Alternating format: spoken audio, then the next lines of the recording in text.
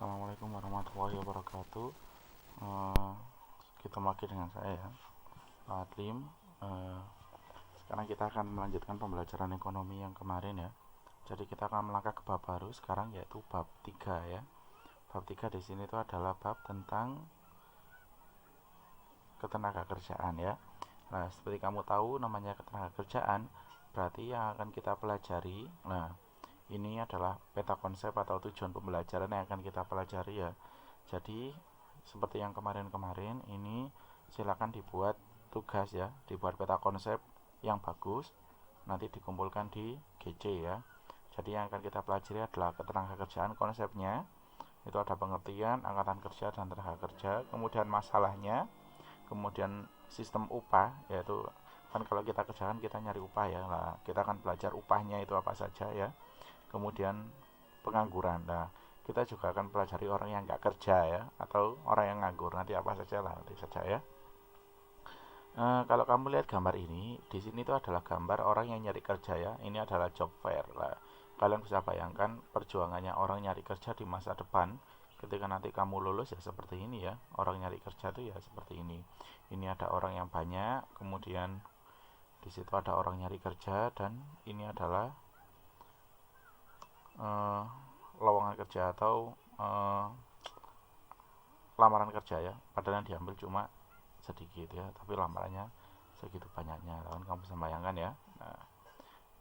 Kemudian, sebelum kita pelajari tenaga kerja, kita harus tahu penduduk ya.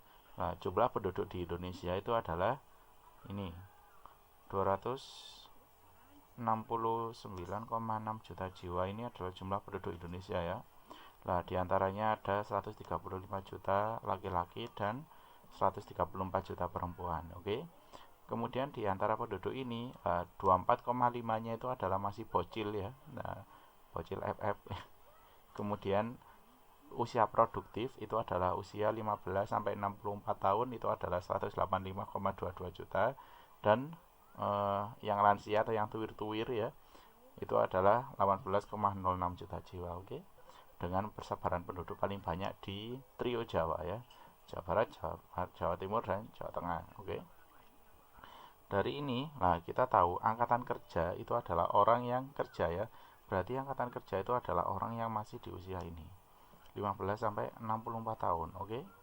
Nah, angkatan kerja itu apa sih? Nah, angkatan kerja itu adalah ini jumlah penduduk laki-laki yang bekerja atau sedang nyari kerja atau yang nganggur. Jadi yang nganggur itu juga termasuk angkatan kerja ya. Nah, dengan kita bisa cari tingkat partisipasi angkatan kerja ya. Nah, ini rumusnya. Angkatan kerja dibagi penduduk yang berusia di atas 15 tahun ya.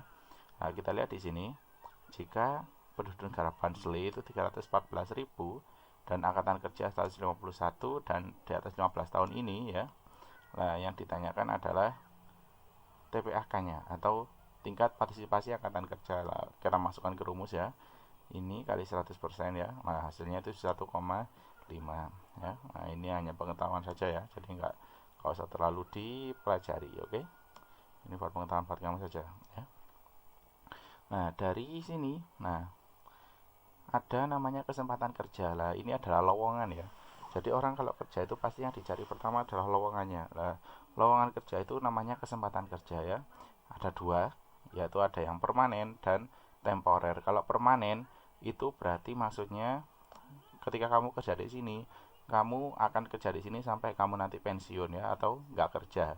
Kalau temporer, kamu kerjanya singkat. Jadi kalau waktunya atau pengerjaannya sudah selesai, berarti kamu sudah nggak kerja lagi lah. Contohnya kalau PNS kan, kamu sudah, kalau sudah jadi PNS, lah otomatis kamu kerja sampai, itu ya, sampai kamu tua sampai pensiun kan jadi PNS. Tapi kalau kerja proyek kan nggak mungkin kamu kerja proyek sampai tuwir, kan nggak mungkin ya lah. Kalau proyeknya udah selesai ya sudah, berarti kamu nggak kerja lagi. Oke.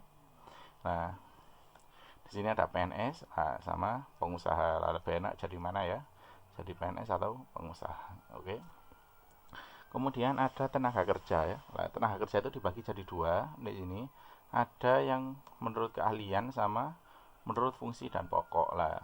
Kalau menurut keahlian itu dibagi jadi tiga ya. Ada terdidik, terlatih, dan tidak terdidik dan tidak terlatih. Oke. Terdidik. Lah, kalau kamu lihat di sini kan gambar dokter ya. Lah, maksudnya apa? Kalau terdidik itu berarti kalau kamu pengen jadi dokter kan kamu harus sekolah dulu ya. Lah, berarti yang terdidik ini kamu harus menyelesaikan pendidikan dulu sebelum kamu kerja jadi ini ya. Nah, terlatih contohnya sopir kan nggak ada namanya kuliah jurusan sopir ya. Lah, nggak perlu kuliah, tapi kalau kamu punya keahlian kamu bisa dikatakan tenaga kerja terlatih. Kalau kamu punya keahlian nyetir mobil, nah, kamu bisa jadi ini lah. Kalau kamu nggak bisa kuliah, nggak bisa nyetir mobil lah, terus kamu mau jadi apa lah? Tenang, masih ada pilihan ya. Tidak terdidik dan tidak terlatih lah. Ini kamu nggak usah sekolah, nggak usah kursus, nggak usah punya kalian, bisa ya. Kuli itu kalau kamu jadi kuli kan kamu nggak perlu sekolah kuli ya. Kamu kan bisa langsung jadi kuli, bahkan adikmu yang TK pun bisa ya. Nah, kemudian ada menurut fungsi dan pokok.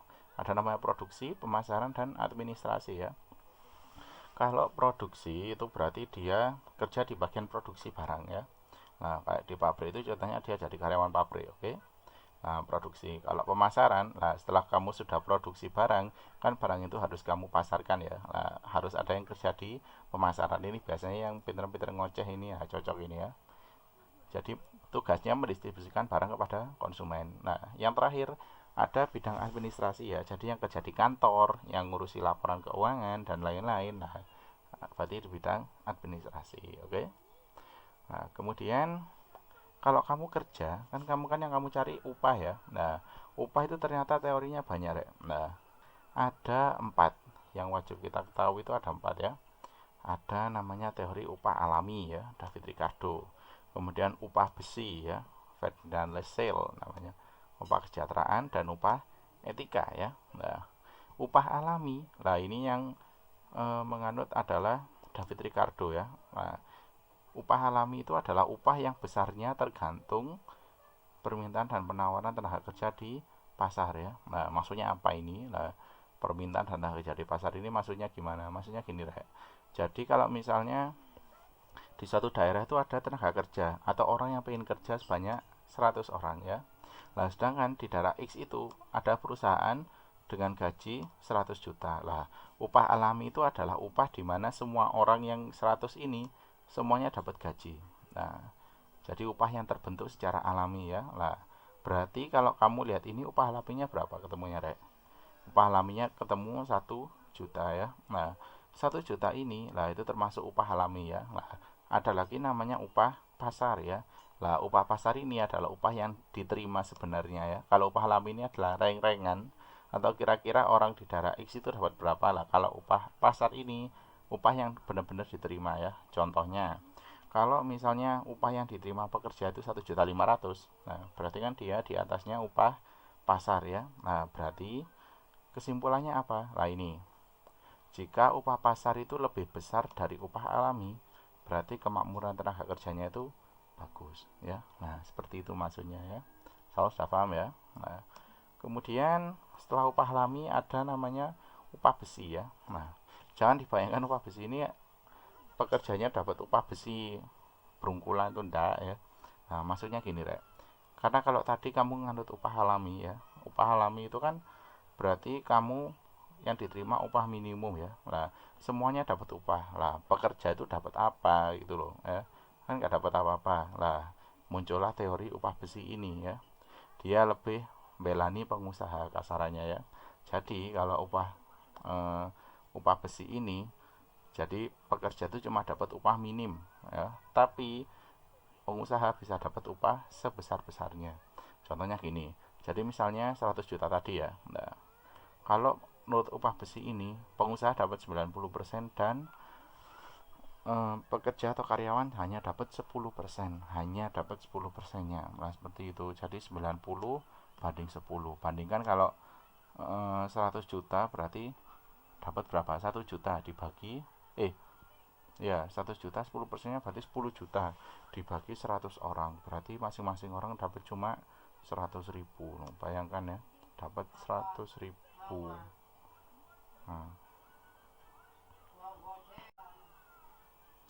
Nah, oke. Selanjutnya ada namanya upah kesejahteraan ya. Nah, upah kesejahteraan ini, nah itu adalah yang lahir karena kesepakatan ya. Karena tadi kalau kamu upah upah besi itu yang paling banyak dapat kan pengusaha ya. Lah ini ada teori upah. Kalau upah kesejahteraan ini adalah kesepakatan ya. Jadi ada kesepakatan antara buruh dan pengusaha ya melalui tawar menawar. Nah, biasanya itu terkait dengan perjanjian di sini ya. Jadi kalau misal kamu mau bangun rumah di sini, lah kemudian ada namanya tukang. Lah ini kan kalau kamu mau kerja, kamu kan harus tahu reng-rengannya dulu ya. Lah kira-kira harganya berapa, terus upah saya berapa, lah itu namanya upah kesejahteraan ya. Berarti ada kesepakatan antara dua pihak di sini ya. Nah, contohnya seperti ini Rek. Nah, upah mau bangun rumah lah seperti ini ya. Nah, itu namanya upah kesejahteraan. Ada lagi upah yang lain Rek. Nah, namanya upah etika ya. Nah, kalau upah kesejahteraan tadi kan kesepakatan antara awal dan akhir lah. Kalau upah etika, jadi upah ini disesuaikan dengan beban atau resiko pekerjaannya lah. Jadi tiap pekerjaan itu yang resikonya kan beda-beda lah, itu bayarannya juga nggak sama. Saya kasih contoh yang simple aja ya. Kalau direktur, nah direktur, manajer sama pegawai itu kan kira-kira pekerjaannya sama nggak ya? Nah kalau direktur, nah tugasnya kan ini ya, ini berat Rek. Jadi ngatur kebijakan itu berat ya, ngatur banyak orang itu berat lah. Maido dan kawan-kawan itu mesti ada ya. Lah dia di Paido dibayar 50 juta ya. Nah, yang kedua manajer lah. Manajer ini yang paling sibuk sebenarnya ya. Dia yang bagian menjalankan kebijakan itu dan bagian ngoprak-ngoprak karyawan ya. Riwa-riwi sana sono lah. Dia digaji 30 juta. Kemudian yang terakhir ada pegawai dan karyawan ya. Nah, pegawai ini kan yang bagian ngerjakan tugas dan bagian maido juga ya. Nah, dia dapat 10 juta. Nah, ini udah gede lah ya. Nah, ini kan beda-beda bayarannya tergantung dengan tanggung jawabnya dan ini adil ya. Jadi nggak ada namanya karyawan iri sama gajinya manajer, nggak ada. Nah, kalau karyawan iri sama gajinya karyawan lain banyak ya. Tapi kalau karyawan iri sama gajinya direktur lah itu perlu dipertanyakan karyawan apa itu ya. Nah seperti itu. Oke. Nah mungkin sampai sini aja ya. Nah sampai sini dulu. Nanti silakan habis ini ngerjakan kuis di GC ya.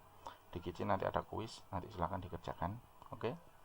Udah sekian pelajaran kita hari ini. Semoga apa yang kita pelajari bermanfaat. Semoga nanti kita bisa ketemu ya, terutama yang sekarang daring. Semoga bisa cepat ke sekolah dan nanti kita bisa belajar secara langsung. Oke. Terima kasih atas perhatiannya. Sampai jumpa. See you.